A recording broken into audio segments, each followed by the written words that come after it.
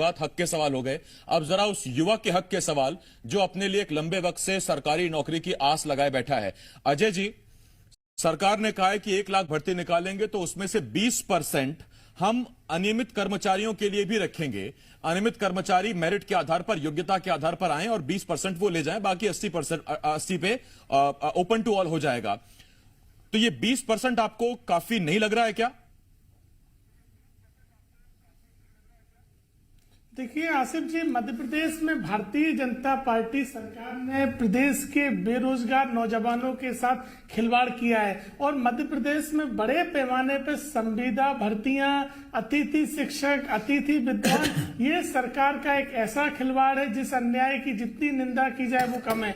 क्योंकि जिन कर्मचारी अधिकारियों से नियमित अधिकारी कर्मचारियों के समान काम लिया जा रहा है, उनसे दोगुना काम लिया जा रहा है, उन्हें उसी काम के बहुत कम वेतन दी जा रही है और यहां तक कि कई कर्मचारी 15-15 सालों से संविदा के तौर पर नहीं। काम तो अजय जी, कर रहे हैं। बात बताइए, जितने ये संविदा और अतिथि वाला जो ये पैटर्न है, ये क्या 2003 के बाद शिवराज सरकार ने लॉन्च किया क्या? ये उससे पहले दिग्विजय सरकार में नहीं आया था? ये टर्म तब नहीं आया था कि अतिथि कौन होंगे? बिल्कुल नहीं, बिल्कुल नहीं था, बिल्कुल नहीं था। मध्य प्रदेश में 2008 के बाद अतिथि शिक्षक, अतिथि विद्वान आए और संविदा कर्मचारियों की ये जो संख्या है ये भारतीय जनता पार्टी सरकार में रही है।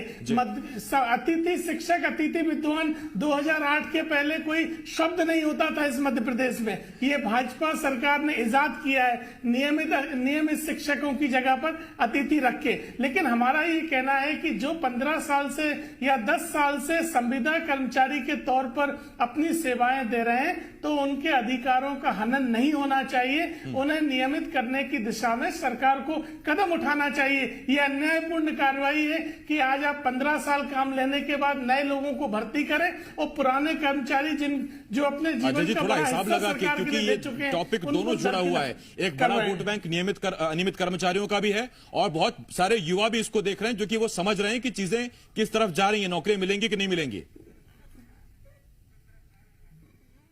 आसिफ जी, मध्य प्रदेश में 50 लाख से ज्यादा बेरोजगार अकेले रोजगार कार्यालय में रजिस्टर्ड हैं। तो हम चाहते हैं नए रोजगार भी दें और पुराने जो अन्याय सरकार कर रही है वो ठीक करें। मध्य प्रदेश में रोजगार के नाम पे घोटाला किया है सरकार ने। नहीं तो अब जब आप इस लाइन पे आई गए हैं कि दोनों को मिले, तो वही तो मैं आपसे पूछ रहा था। मेरा वही सवाल था कि क्या ये प्रपोर्शन ठीक है कि 20% अनियमित वालों को और 80% ओपन टू ऑल, ये प्रपोर्शन ठीक है या इसे कुछ बदलना चाहिए?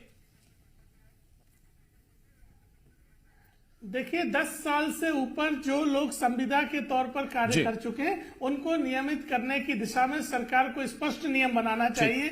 इस तरह के 20%, 10% के नियम केवल और केवल आंखों में धूल झोंकने के लिए होते हैं। सरकार कुछ भी देने की तरफ नहीं जा रही है। धूल नहीं उड़ने देंगे। अशोक पांडे जी इसीलिए बैठाएं। अजय जी बिल्कुल दूध का दूध, पानी का पानी और मलाई की मलाई सब साफ कर देंगे।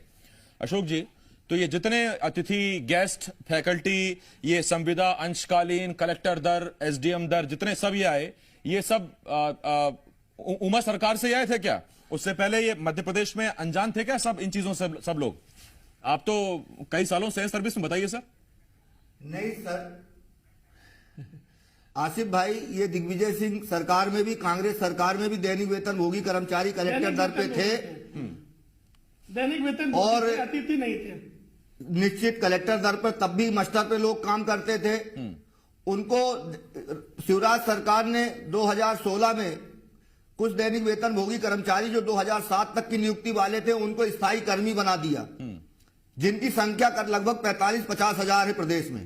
वो भी विनियमित है, उनको भी नियमित अभी तक नहीं किया गया है। 6वें वेतनमान में उनको स्थायी कर्मी एक नया केडर देकर विनियमित कर दिया गया।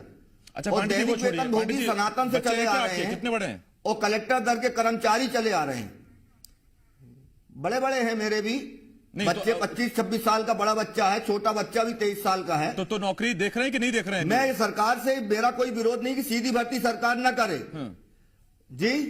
नौकरी देख रहे हैं कि नहीं देख रहे हैं? और अगर वो नौकरी देख रहे हैं, हमारा ये नौकरी मिलेगी कैसे? नौकरी मिलेगी, पहले सरकार जो पद हैं उसमें अनियमित कर्मचारी कर दे। यदि पद बचते हैं जो योग्य और वरिष्ठ हैं और पात्रता रखते हैं उनको नियमित कर दे। और जो पद बचते हैं उसमें बिल्कुल सीधी भर्ती करें, हम स्वागत करते हैं। अरे तो भर्ती हमारा तो निकालेगी ये कैसे? आप खुद ही मांग बता रहे है हैं, कि 2.25 जो लाख अनियमित ऐसे कर्मचारी कर्मचारी वर्षों से नौकरी कर रहे हैं विभाग में, रिक्त भर्ती है 1 लाख, तो कैसे एडजस्ट करेंगे दीपक जी? अरे उसमें तो उम्र दराज भी हो गए। हाँ, सही बात है, कई की आसिफ उम्र भाई निकल उसमें 2.25 लाख में कई तो उम्र दराज हो चुके हैं। देखिए दीपक जी, उम्र दराज हो चुके, जो सेवानिवृत्ति की कगार पे हैं वो तो छट देखिए जाएंगे। ऐसा है कि अशोक पांडे जी बहुत पुराने कर्मचारी नेता हैं और 2003 के पहले भी कर्मचारियों के लिए आंदोलन करते रहे हैं। इस मध्य प्रदेश में संविदा कर्मी शब्द जो है दिग्विजय सिंह की सरकार में इजाद हुआ है और उसी समय बड़े संख्या में कॉन्ट्रेक्चुअल लोगों की और एक भी भर्ती नहीं हुई दिग्विजय सिंह जी की सरकार के समय पे। इसकी स्थिति इतनी बुरी हो गई थी कि जो मध्य प्रदेश में गुरुजी नाम की अवधारणा लेके आए थे, जहां न्यूनतम जो मजदूरी होती है उससे भी नीचे, उससे बहुत नीचे टीचरों की भर्ती की गई थी और उनसे तो हमने 20 गुना वेतन बढ़ा दिया उस क्लास का। तो कांग्रेस तो कम से कम इस संबंध में टिप्पणी भी ना करे और गलत बयान भी ना करे। आपने 20 गुना बढ़ाया होगा सर, लेकिन अभी भी उनकी मांग यह है कि सेम काम के लिए, समान काम के लिए समान वेतन दिया जाए, नियमित भर्ती की जाए। नहीं, लेकिन समान काम के लिए समान कंपटीशन में से आना पड़ेगा सर। पहली बात तो ये समान कंपटीशन में से आना पड़ेगा ना, नहीं तो हर एक कहेगा कि मुझे चीफ सेक्रेटरी, मैं भी सरकारी कर्मचारी हूं, चीफ सेक्रेटरी के बराबर वेतन चाहिए मुझे। ऐसा संभव नहीं है, समान कंपटीशन में आना पड़ेगा। और अभी कांग्रेस के नेता ने कहा कि 50 लाख से ज्यादा रजिस्टर्ड है बेरोजगार, तो अगर हम 2 लाख लोगों को दे देंगे तो बाकी 48 लाखों के साथ अन्याय नहीं होगा क्या? तो मैं समझता हूं किसी के साथ अन्याय नहीं किया जाना चाहिए और सरकार ने एक रीजनेबल क्लासिफिकेशन करके जो उपयुक्त उनको रखा जा सकता है कि कंपटीशन में आगे आए और उनको पर्याप्त जगह दी जाएगी, लेकिन ज्यादातर जगह खुले कंपटीशन से ही भरी जाएगी और खुले कंपटीशन का किसी भी व्यवस्था में कोई विकल्प नहीं है। योग्यता का कोई विकल्प नहीं है, संविधान के जो प्रावधान है आर्टिकल 14 का उनका कोई विकल्प नहीं है और जिन्होंने भी अनुबंध की बात को चुना है या डेली वेजेस को चुना है उनका खुद का विकल्प है वो। ठीक, मैं आ रहा हूं आपके पास। उन्होंने खुद ने चुना है, लेकिन जब भी स्थायी भर्ती होगी तो खुले कंपटीशन के जरिए होगी। ठीक, दीपक सर मैं आ रहा हूं भाई आपके पास। इसमें जिनकी हम बात कर रहे हैं नियमितकरण की, वो बिना अनुबंध वाले हैं, उनमें कोई भी कर्मचारी अनुबंध वाला नहीं। बराबरी का मौका मिले उसका मैं पूरा सम्मान करूंगा। अभी अजय जी के पास जा रहा हूं, किसी का हक नहीं मार दूंगा सर, कम से कम यहां तो नहीं होगा ऐसा। अजय जी मैं आपके पास आ रहा हूं। अजय जी देखिए, एक तो ये बात रही कि समान काम के लिए अगर समान वेतन, कोई चीफ सेक्रेटरी जितना वेतन, तो चीफ सेक्रेटरी का जिस दिन पद अगर संविदा पे चला जाए तो पता नहीं अनर्थी हो जाएगा, फिर तो क्या भगवान भरोसे चलेगी व्यवस्था, वो तो एक खैर अलग बात है। अजय जी मेरा आपसे सवाल जो ये है वो कि कांग्रेस का स्टैंड क्या है? क्या आप ओपन टू ऑल जो बेरोजगार अपने लिए नौकरी का इंतजार कर रहे हैं उनके साथ हैं, या फिर अनियमित कर्मचारियों को लेके पांडे जी जो कोर्ट जाने वाले हैं आप उनके साथ हैं? देखिए आसिफ जी, कांग्रेस पार्टी का स्पष्ट तौर पर इस मामले में स्टैंड है कि हम चाहते हैं प्रदेश में बेरोजगारों को रोजगार मिले, लेकिन संविदा कर्मी, अतिथि शिक्षक, अतिथि विद्वान जो लंबे समय से काम कर रहे हैं उन्हें नियमित किया जाए। और ये भारतीय जनता पार्टी का झूठ है। हमारी सरकार में संविदा कर्मचारी कुछ विशेष विभागों में कुछ मामूली संख्या में होते थे। आज मध्य प्रदेश सरकार में विद्युत विभाग में 80% कर्मचारी केवल टेम्पररी और संविदा कर्मचारी हैं। ये रेशो कांग्रेस की सरकार में नहीं होता था।